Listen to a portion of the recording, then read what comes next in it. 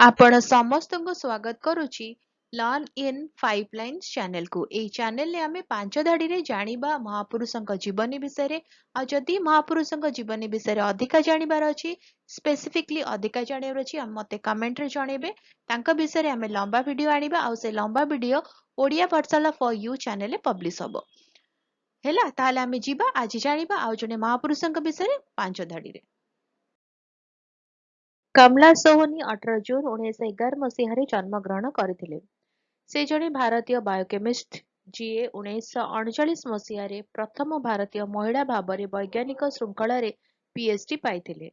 ସେ ସାଇଟୋକ୍ରୋମ C enzyme ଆବିଷ୍କାର କରିଥିଲେ, ଯାହା ଉଦ୍ଭିଦ, ମାନବ ଏବଂ ପଶୁ କୋଷରେ ଇଲେକ୍ଟ୍ରନ୍ ପରିବହନ ଶୃଙ୍ଖଳାରେ ଏକ ଗୁରୁତ୍ୱପୂର୍ଣ୍ଣ ଭୂମିକା ଗ୍ରହଣ କରିଥାଏ।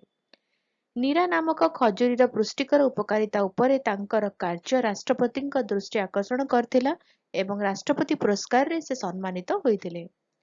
ସେ 28 ଜୁନ 1998 ମସିହାରେ ମୃତ୍ୟୁବରଣ କରିଥିଲେ। ରହୁଛି, ଦେଖା ହବ ଆଗାମୀ ଭିଡ଼ିଓରେ। ନମସ୍କାର।